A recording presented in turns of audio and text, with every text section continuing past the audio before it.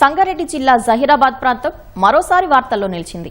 ఇప్పటికే దిగ్గజ పరిశ్రమలతో పారిశ్రామిక హబ్గా పేరుగాంచిన ఈ ప్రాంతంలో అరుదైన ఖనిజ సంపద దాగి ఉన్నట్లు తేలింది. మొగుడంపల్లి మండలం పర్వతాపూర్ పరిధిలో భారీగా వనేడియం, టైటానియం, అల్యూమినస్ లేటరైట్ నిక్షేపాలను కేంద్ర గనుల శాఖ గుర్తించింది. జియోలాజికల్ సర్వే ఆఫ్ ఇండియా నిర్వహించిన విస్తృత అధ్యయనాల్లో ఈ ఖనిజ నిక్షేపాలు ఉన్నట్లు తేలింది. ఖనిజ నిక్షేపాలు బయటపడటంతో స్థానికులు ఏమంటున్నారు, ఎప్పటి నుంచి తవ్వకాలు ప్రారంభిస్తారు అనే విషయాలను తెలిపేందుకు పర్వతాపూర్ నుంచి మా ప్రతినిధి ప్రశాంత్ గ్రౌండ్ రిపోర్ట్. ఇండస్ట్రియల్ కారిడార్గా దేశవ్యాప్తంగా ఇప్పటికీ ఒక గుర్తింపు తెచ్చుకున్న సంగారెడ్డి జిల్లాలోని జహీరాబాద్ పట్టణానికి మరో అరుదైన ఘనత దక్కిందని మనం చెప్పుకోవచ్చు.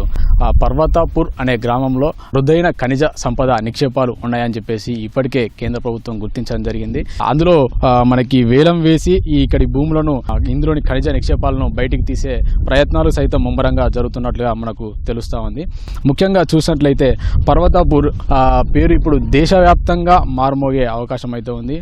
పర్వతాపూర్లో ఏంటంటే మనకి అరుదైన ఖనిజ సంపద, అందులో చూసినట్లయితే మనకి వెనడియం కానీ లేదంటే టైటానియం, అల్యూమినస్ లేటరైట్ నిల్వలు ఇక్కడ భారీ స్థాయిలో ఉన్నట్టుగా మనకి కేంద్ర ప్రభుత్వం గుర్తించడం జరిగింది.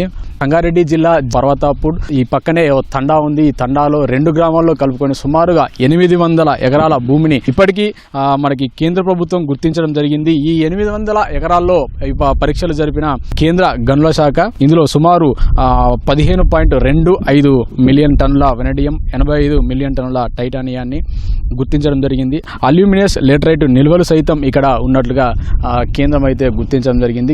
గనుల శాఖ ఆధ్వర్యంలో జరిగిన ఈ సర్వేలో అరుదైన ఖనిజ నిక్షేపాలు అంటే ముఖ్యంగా ఈ ఖనిజాల వల్ల ఏంటంటే ఉపయోగము మనకి చూసినట్లయితే రక్షణ రంగంలో ఉపయోగించే మనకి వాహనాల తయారీలో కానీ లేదంటే ఆయుధాల తయారీలో కానీ ముఖ్యంగా వీటిని ఉపయోగించడం జరుగుతుంది. అలాగే ప్రస్తుత సమాజంలో ఎక్కువగా మనకి ఎలక్ట్రానిక్ వెహికల్స్ వాడడం జరుగుతుంది. ఈ ఎలక్ట్రానిక్ వెహికల్స్ లో ఉపయోగించే బ్యాటరీలు, ఈవీ వెహికల్స్ లో బ్యాటరీలు ముఖ్యంగా మనకి ఈ వెనడియం కానీ లేదంటే టైటానియం కానీ ఈ ఖనిజాల నుంచే ఉత్పత్తి చేయవచ్చు అని చెప్పి మనకు తెలుస్తూ ఉంది. ముఖ్యంగా ఎయిర్ క్రాఫ్ట్ మనకి విమాన రంగం అనేది చాలా అత్యాధునిక సాంకేతికతో కూడిన వాటి తయారీ, బాడీ మెటల్ తయారీలో కూడా ఈ ఖనిజాలు అనేది దోహదపడే అవకాశం ఉన్నట్లు మనకు సమాచారం ఉంది. అంతేకాకుండా చూసినట్లయితే శాటిలైట్స్ లో కూడా ఆ శాటిలైట్స్ తయారీలో కూడా ఈ ఖనిజాల ఉపయోగం అనేది చాలా కీలకంగా తెలుస్తుంది. ఎందుకంటే శాటిలైట్ లో అక్కడ తుప్పు పట్టకుండా ఉండడం కోసం, అలాగే వాటి నాణ్యత తేలికగా ఉండి ఎక్కువ దృఢంగా ఉండి వాటిని మనము ఎక్కువ కాలం వినియోగించే విధంగా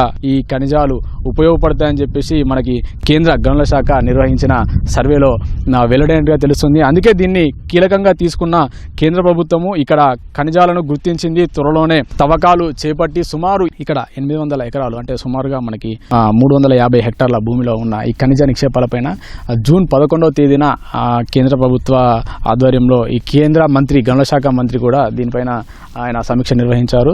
ఆ సమీక్షలో మొత్తంగా దీనికి బిడ్డింగ్ వేసిన ఎన్ఎల్సి ఇండియా మనకి అత్యధికంగా కోట్ చేసి దాన్ని దక్కించుకున్నట్టుగా తెలుస్తుంది. ఈ 800 ఎకరాల్లో ఉన్న అపారమైన నిల్వలపైన ఇప్పుడు ఆ సంస్థకే అధికారం ఉంటుంది. ఆ సంస్థ తవ్వి వాటిని బయటికి వెలికి తీస్తుంది. ఆ తర్వాత వాటి ద్వారా ఇందాక మనం చెప్పుకున్నట్లుగా మనకి కేంద్ర ప్రభుత్వ రక్షణ రంగ వ్యవస్థలో ఉండే మనకి ఆయుధాలతో పాటుగా తయారీ, రక్షణ రంగంతో పాటుగా విమానాలు, అలాగే స్వచ్ఛ ఇంధనము, ఎరువులతో పాటుగా మొత్తంగా చూసినట్లయితే ఇక్కడ పర్వతాపూర్ నుంచి మనకి ఇక్కడ లభించే ఖనిజాలు ఏవైతే ఉన్నాయో వాటి ద్వారా ప్రపంచంలోనే చాలా అరుదైన ఖనిజాలుగా చెప్పుకోవచ్చు. ఆ ఖనిజాలతో ఇక్కడ మనము దేశ ఖ్యాతి మరోసారి ప్రపంచవ్యాప్తంగా వెలుగొందని మనం చెప్పుకునే అవకాశం ఉంది. ముఖ్యంగా చూసినట్లయితే ఈ ఖనిజాల వల్ల ఇక్కడ ఈ పర్వతాపూర్ కానీ పక్కన ఉన్న ఇంకో తండా కానీ ఈ 2 తండాల భూముల వాల్యూ సైతం పెరుగుతుందని చెప్పుకోవచ్చు. కానీ ఒకంత ఇక్కడ చూసినట్లయితే 2 గ్రామాల ప్రజలు మాత్రము ఇక్కడ మా భూమి పోతుంది, తర్వాత ఎవరో వస్తున్నారు, కొలతలు వేస్తున్నారు, లేదంటే సర్వే నిర్వహిస్తున్నారు, తవ్వకాలు చేపడుతున్నారు, ఇక్కడ ఏదో జరుగుతుందని చెప్పేసి ఒక గందరగోళంలో ఉన్న పరిస్థితి ఉంది. ముఖ్యంగా చూసినట్లయితే తమ భూములు పోతాయేమో అనే ఆందోళనలో ఉన్నారు. 2 పంటలు 3 పంటలు సైతం పండించుకునే ఇక్కడ జహీరాబాద్ ప్రాంత ప్రజలు ముఖ్యంగా చెరుకు మీద లేదా కూరగాయల పంట సాగు చేసుకుంటూ ఆధారపడి జీవిస్తూ ఉంటాము. ఈ భూములు పోతే మా పరిస్థితి ఏంటని చెప్పి వాళ్ళు అడుగుతున్న పరిస్థితి ఉంది.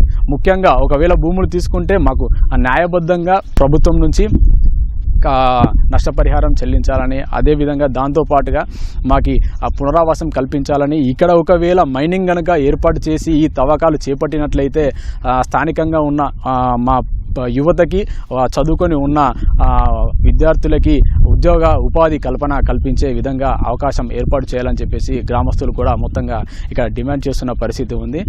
మొత్తంగా చూసినట్లయితే ఇక్కడ గనక తవ్వకాలు మొదలైతే ఒకసారి ఇది ఇంకా విస్తృతంగా అయ్యే అవకాశం ఉంది, ఈ సమీప గ్రామాలకి చేరుకునే అవకాశం ఉంది. ఇక్కడ ఒకసారి మొదలైన తర్వాత ఇక్కడ నుంచి ఇంకా ఎంత మేర చేపడతారు, ఎన్ని టన్నుల ఖనిజాలు వెలికి తీస్తారు, దాని ద్వారా దేశ సంపద ఎంత పెరగనుంది, రక్షణ రంగం, అదే కాకుండా విమానయాన తయారీ, అలాగే అంతరిక్షంలో ఉపయోగించే శాటిలైట్ వ్యవస్థ కూడా ఇంకా ఎంత మెరుగుపడనుంది అనే అంశాలపైన కూడా కేంద్ర స్థాయిలో శాస్త్రవేత్తలతో మనకి చర్చలు జరుగుతున్నట్టుగా, మేధోమథనం చెందుతున్నట్టుగా సమాచారం ఉంది. మొత్తానికైతే ఇది పర్వతాపూర్లో ఇక్కడ ఖనిజాల తవ్వకాలు మొదలైనట్లయితే గ్రామాల రూపురేఖలు సైతం మారిపోయే పరిస్థితి ఉంది. ఇది ఇక్కడ మనకి గుడంపల్లి మండలం పర్వతాపూర్లో ఖనిజ నిక్షేపాలపైన తాజా పరిస్థితి. కెమెరామెన్ ఉమామేశ్వరరావుతో ప్రశాంత్, ఈటీవీ న్యూస్, పర్వతాపూర్ నుంచి.